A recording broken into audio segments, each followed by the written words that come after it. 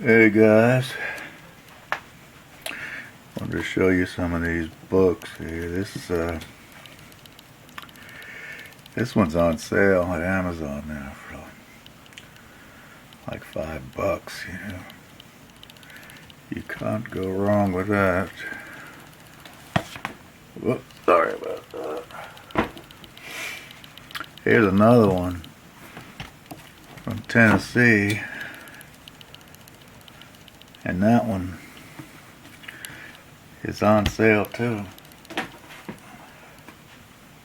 It's another one I got. This Clarence Bloomfield Maury was around in the 1900 and went up and down on his own steamboat and went into all these, all up all the rivers looking for Indian mounds. And people didn't know too much about that stuff. They didn't know anything about it really. These are some really cool books. Look at that.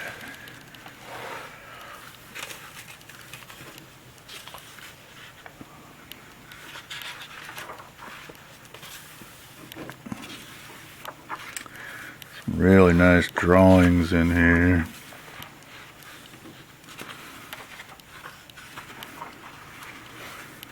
This one's South Carolina. I'm more familiar with this one, but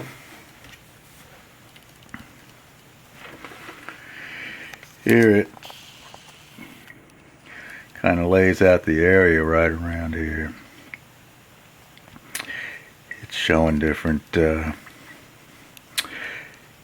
Indian sites on here. Here's Indian Hill. All that's left is a church there, but it still says Indian Hill. That was a mound there. Hassel Point, that was an Indian town, the chief's town right there. And some of the stuff is left off around here, but gave you an idea. These are X's are Indian mounds.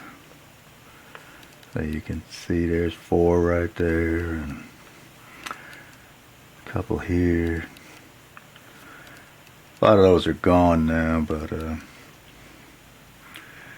gives you an idea what's in these books that are pretty cool.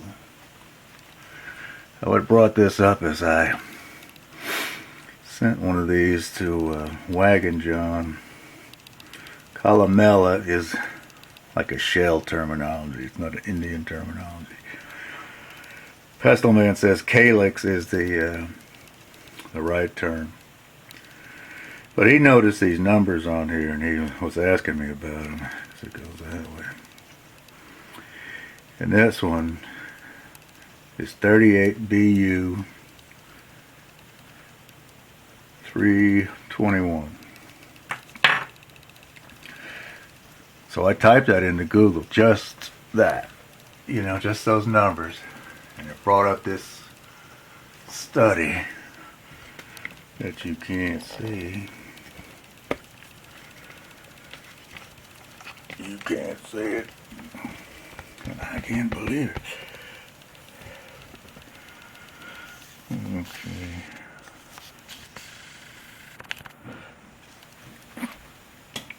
Well, this is just from those numbers. The 32 BU, and it brought up this report. Beaufort County.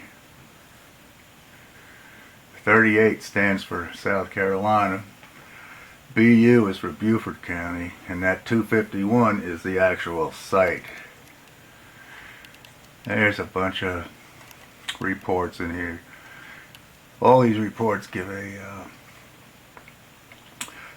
general history on the area. Then they break it down into Paleo-Indian. Here's flora, fauna. A couple old maps. And as you get in here a little more, they, break it down into Paleo-Indian period. Breaks down the periods.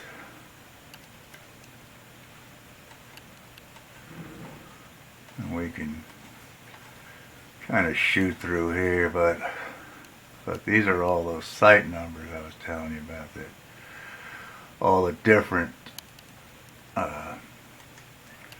site numbers just on that one island right there. Here's 38 BU, 273. I imagine 271's gotta be in there too.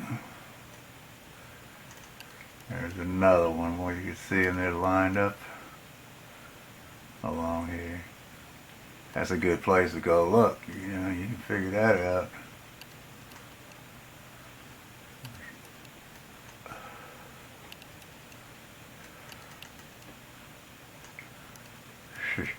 I do a lot of looking right around here. Found some good stuff. Here's a breakdown on all the sites. 38, and it's all the different variables, historic and Shellman.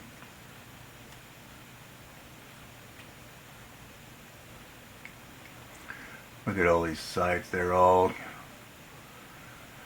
the different sites that have been studied.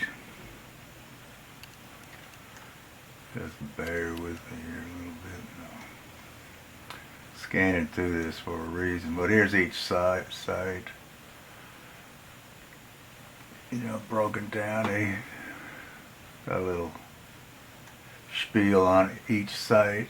And what it, is Paleo-Indian, historic, archaic, they're all broken down into that. So, you can just go through here and find out where the paleo sites are. And that's what I've done. I've been using these books for about 10 years. And we ain't got a lot on that side. I'll just start.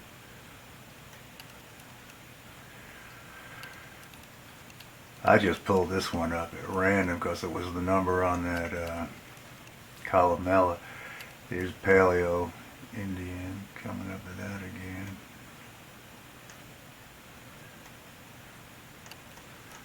Some points there.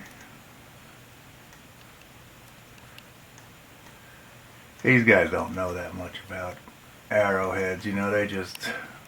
They're archaeologists, they don't spend that much time on this stuff like we do, They call this the Savannah River. Yeah, it definitely ain't a Savannah River with those upturned shoulders like that. But not too much longer. There's some more stuff. Of course, they mention, which sites these were found in. 38 is South Carolina. Every state has their own, and then each county has their own designation too. But I thought this was pretty cool. These were some people they interviewed while they were doing this study. And these people, they've got their phone numbers in here. So one pretty cool one. Anyway, some of these people got big collections, and I can't believe they got their phone numbers on here. I was thinking about calling some of these people up. This report's 30 years old, Anyway, I was thinking, here are some studies that were done. This is good to look through. You see, you can find stuff that was more to do with your actual site, Another thing I get is these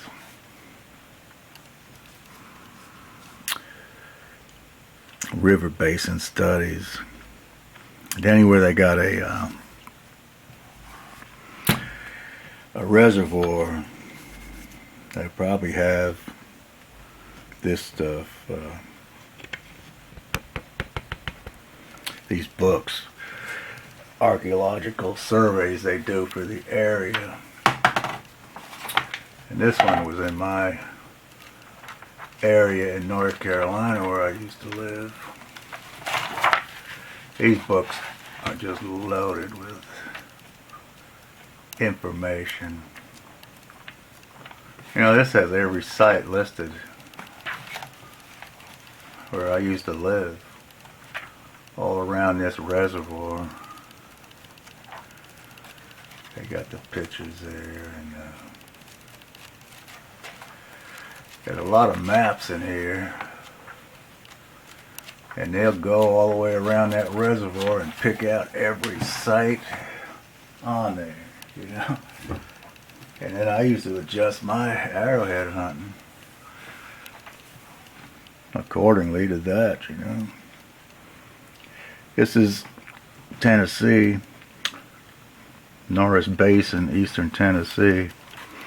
It's the same thing, you know. I see some of these on eBay, I snatch them right up, you know. There's some cool photos in here. Anyway, this is loaded with information, and you can go by those site numbers and find out exactly where they're talking about, you know. They break them down to paleo, archaic, the whole spiel, you know, and show you where they are right on the map. So you can definitely get a general idea of where you want to go look. I ought to send this up to Rocky Top. He's out in Tennessee. I always snatch these books up wherever I could find them. You know, I get these on eBay sometimes for like $5. And they're loaded with detailed information that they don't really want you to know about, you know. This stuff was always hidden from the public. But anyway, Wagon John, punch that number in. Google that number on there, and you can get some more information on that thing. Find out what your state designation is and your county. Pop it in there, and you can get some books, you know, or some of these archaeological reports that are just made for that one specific area. Thanks for looking. Oh yeah, I did want to show Pestle Man. These are the Lake Mojave that Coe pulled out at the Hardaway site. They're a little smaller than the one you had. I think anyway, you can find them in that book I sent you. It's pretty weird they came up with the name Lake Mojave.